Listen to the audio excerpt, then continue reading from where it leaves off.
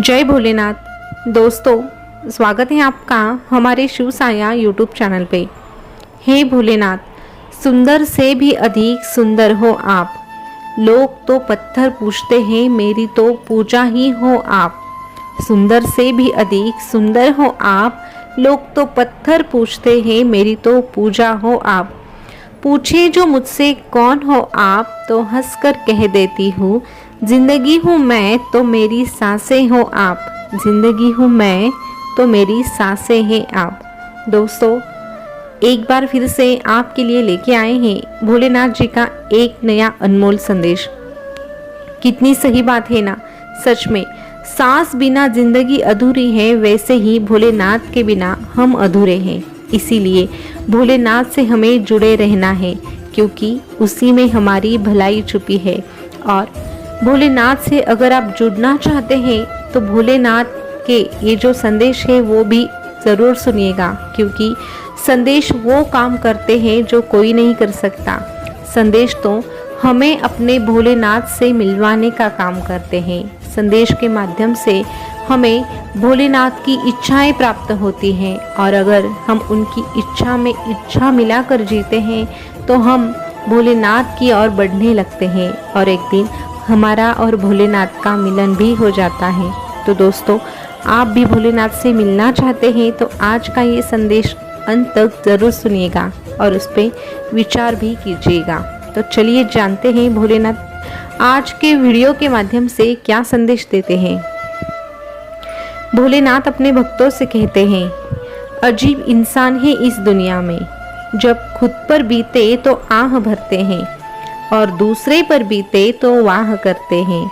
अरे, जब खुद पर बीते तो आह भरते हैं और दूसरे पर बीते तो वाह करते हैं। इसीलिए ऐसे लोगों से जरा संभाल कर रहना, इसी में तुम्हारी भलाई छुपी है। अरे, नया नया तो सब कुछ अच्छा ही लगता है, सच्चाई तो पुराने होने के बाद पता चलती है।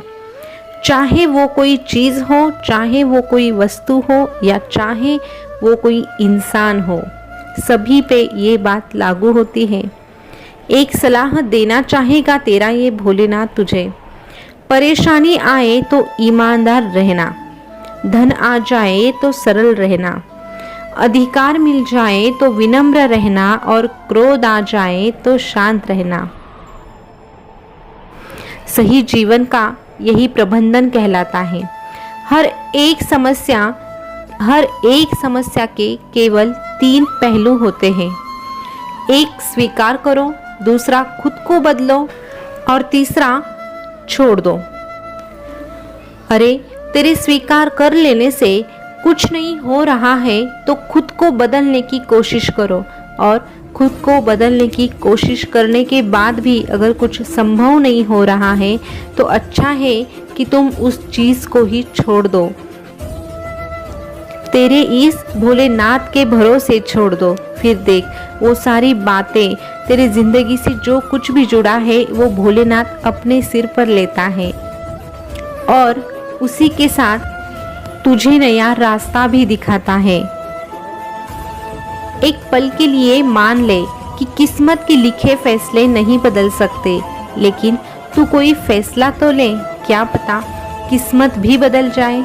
और जो मुझसे जुड़ा रहता है, जो इस भोलेनाथ के साथ रहता है, उसकी तो किस्मत भी पलट जाती है, उसका भाग्य भी खुल जाता है। अरे, समय और समझ दोनों एक साथ खुशकिस्मत लोगों को ही मिलती है, क्योंकि अक्सर समय पर समझ नहीं आती और समझ आने पर समय निकल जाता है। इसीलिए तेरे पास वक्त है, तू वक्त रहते संभल जा और समझदारी से कुछ फैसला ले। और फिर भी अगर तू फैसला नहीं कर पा रहा है तो मेरे शरण में आ जा, मेरा नाम ले और तेरी हर एक समस्या मुझ पे छोड़ दे। फिर देख, मैं तेरा हाथ थाम के खुद तुझे आगे लेके जाऊंगा। बस तेरे दिल में मेरे लिए वैसी सच्ची भक्ति होनी चाहिए, क्योंकि ऊपर ऊपर से तो हाथ हर कोई जोड़ता है, लेकिन भक्ति तभी कहलाती है जब वो मन से की जाती है। तू बस पूरे दिल से, पूरे मन से मेरी प्रार्थना कर, अरे प्रार्थना तब होती है जब तू तेरे आराध्य दैवत से अपने दुख दर्द को बयां करता है। वही ध्यान तब होता है जब तू उस दैवत की परम शक्ति की तरफ से मिलने वाले संदेश को सुन के उसी प्रकार जीने का प्रयास करता है। अरे शराब बेचने वाला कभी कहीं नहीं जाता, लेकिन दूध बेचने वाला गली गली भटकता है, तब जाके उसका दूध बिकता है। वैसे ही अच्छाई के पीछे कोई नहीं जाता, बुराई के पीछे सभी जाते हैं, लेकिन बुराई के रास्ते पे मंजिल कभी नहीं मिलती और अच्छाई का रास्ता हमेशा परमात्मा के पास ही पहुंचता है। इसीलिए अभी तू ही सोच, तुझे कौन सा रास्ता अपनाना है। बुरा रास्ता सरल होता है लेकिन मंजिल नहीं होती, और सच्चाई का रास्ता, अच्छा वाला रास्ता कठिन जरूर होता है लेकिन उसमें परमात्मा मिलता है। अभी तू सोच, तुझे क्या चुनना है। अरे जो परमात्मा को चुनता है, जो परमात्मा की ओर जाता है, उसे तो कुछ करने की ज़रूरत ही नहीं पड़ती, क्योंकि उसकी सारी जिम्मेदारी खुद वो परमात्मा उठाता है। और जब तू परमात्मा को चुनता है तब तेरा ये परमात्मा तुझसे एक ही बात कहता है, अरे तू चिंता नहीं चिंतन कर, तू चिंता नहीं चिंतन कर, पछतावा नहीं सुधार कर, सोचो नहीं कुछ शुरुआत कर, आलस नहीं मेहनत कर, विनाश नहीं नया निर्माण कर, किसी का अपमान नहीं हर किसी का सम्मान कर। और परमात्मा के इसी आदेश का पालन अगर तू करता है और तेरे इस भोलेनाथ के रास्ते पे चलता है तो तुझे डरने की कोई बात ही नहीं है। तेरे लिए हर नामुमकिन चीज़ को मुमकिन में बदलने का काम तेरा ये भोलेनाथ करेगा, तेरा ये महादेव करेगा। दोस्तों, भोलेनाथ जी का संदेश आपने सुना होगा, तो बहुत ही अच्छी बातें आज हमें सीखने को मिली है।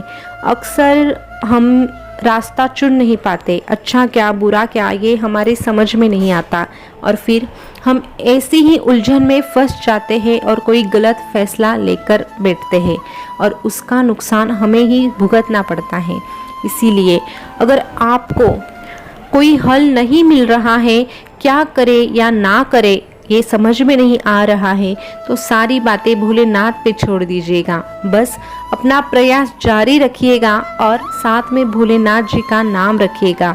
भोलेनाथ का जो नाम लेते हैं उन्हें सही रास्ता दिखाने का काम खुद भोलेनाथ करते हैं। भोलेनाथ ऐसे भक्तों का हाथ अपने हाथ में पकड़कर रास्ते पे चलते हैं और अपने भक्तों को उनकी मंजिल तक पहुंचा के ही रहते हैं। दोस्तों, इस बात पे अगर आपको पूरा यकीन है तो कमेंट में जय भोलेनाथ ज़रूर लिख देना, और ऐसे ही संदेश अगर आपको सुनना अच्छा लगता है तो हमारे शिव साया यूट्यूब चैनल को सब्सक्राइब भी अवश्य कीजिएगा। अपने दोस्तों और परिवार के साथ भी ये वीडियो ज़रूर शेयर कीजिएगा। फिर मिलेंगे नए संदेश के साथ, तब तक के लिए बोलते रहिए जय भोलेनाथ, जय महाकाल। शुक्रिया।